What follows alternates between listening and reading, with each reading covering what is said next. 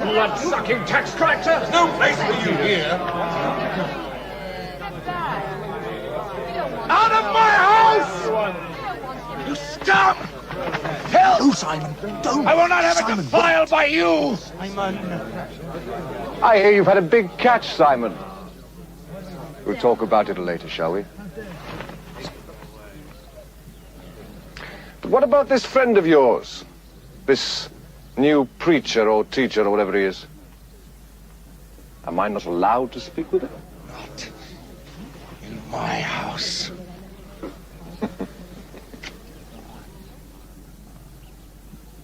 You seem to be most unwelcome here. I don't know your name, but I know what you do. Levi, or Matthew, I'm known by both names. And by others. I see you and I must meet in a place where both of us are welcome. Is your own house far? Why do you ask? I should like to have supper with you tonight.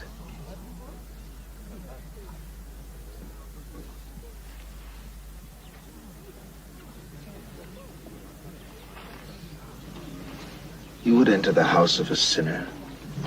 I would enter any house where I am welcome.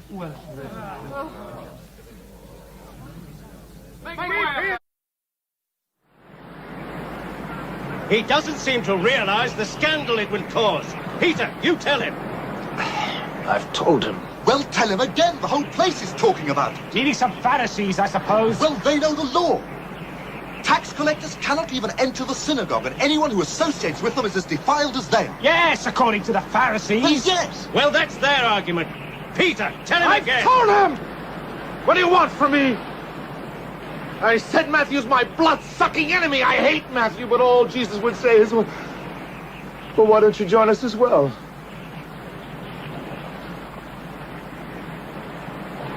Andrew.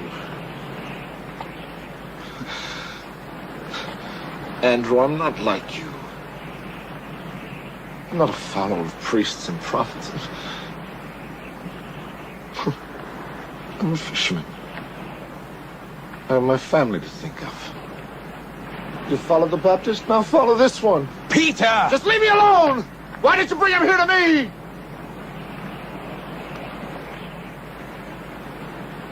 This is my life!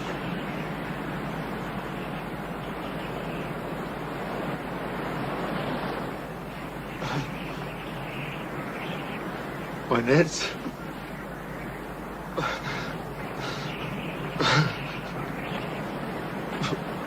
My boats.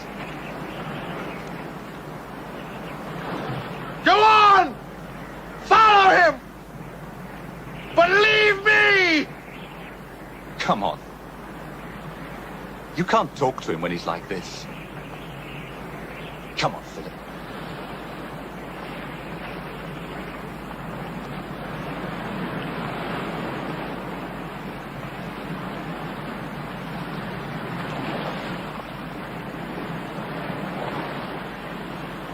This is where I belong.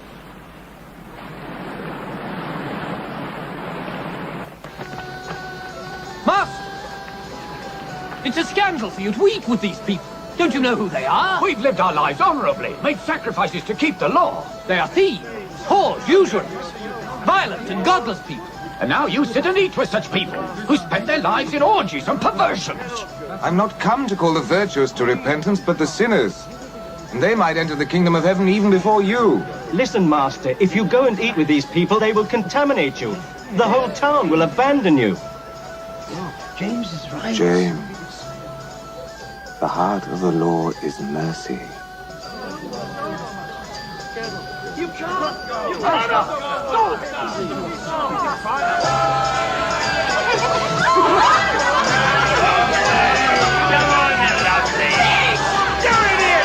We'll talk about it later.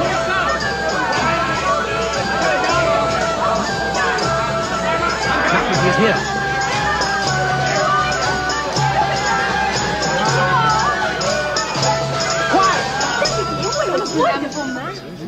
Peace be with you.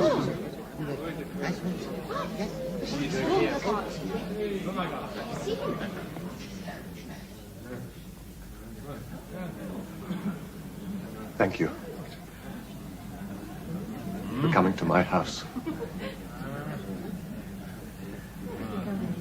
Rabbi, you are welcome. Welcome, Rabbi.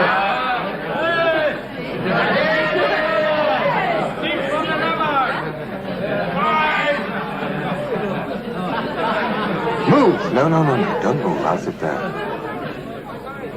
Why? This is my brother James. He's in the same business as I am. I drink to you in the name of all here.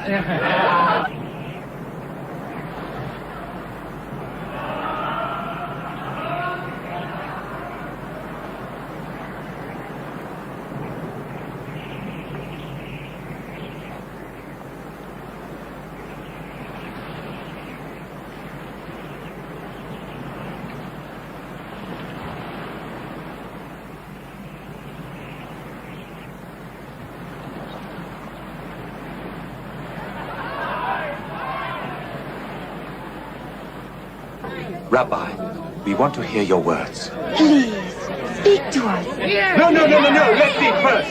No, let him decide.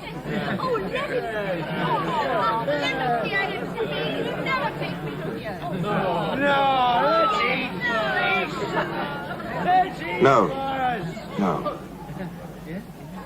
I'd like to tell you a story. Sit down, sit down. Sit down.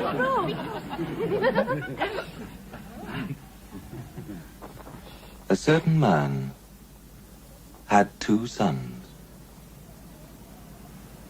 And one day the younger of these sons said to his father, "Give me my share of your estate now."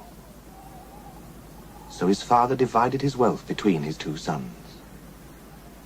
And a few days later, this younger son set off for a distant land.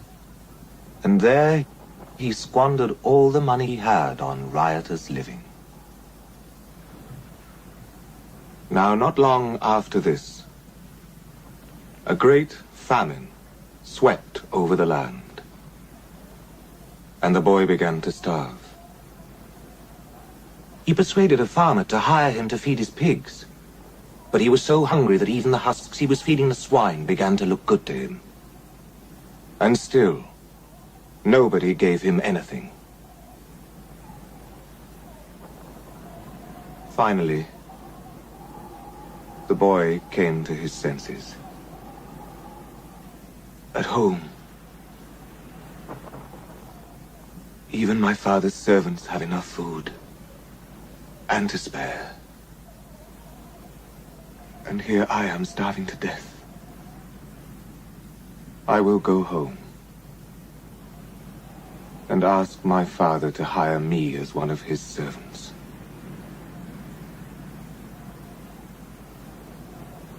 And so, he set off.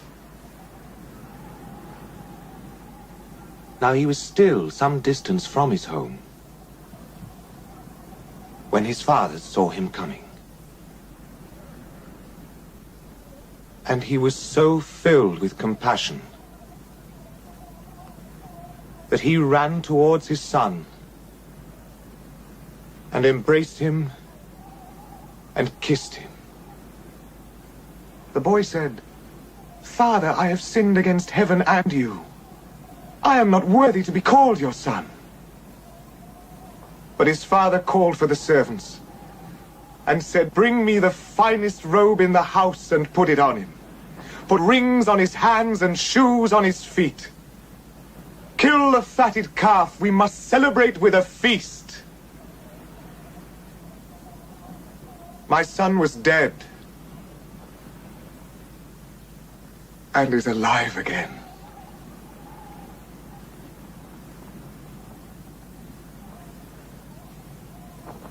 Now, the older brother, at this time, was working in the fields. And as he came back to the house, he heard the noise of music and dancing. He called for one of the servants and asked what was happening. And he was told.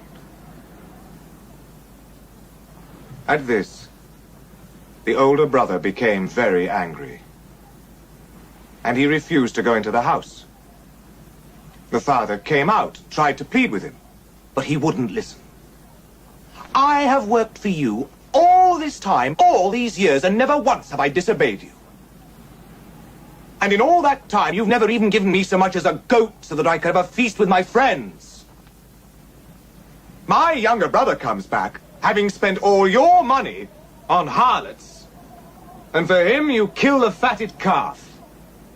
Please, said the father. Please,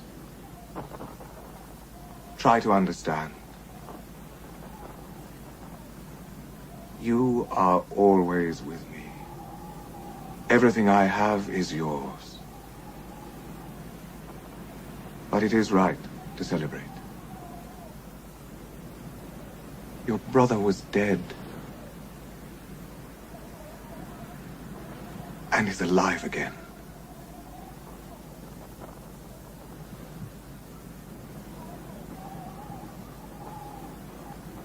He was lost. And is found.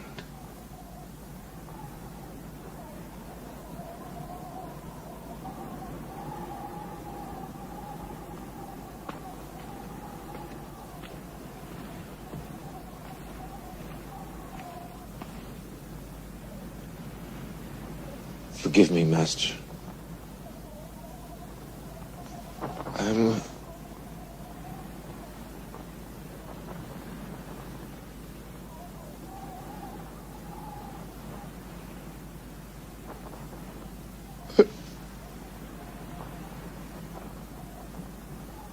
just a stupid man.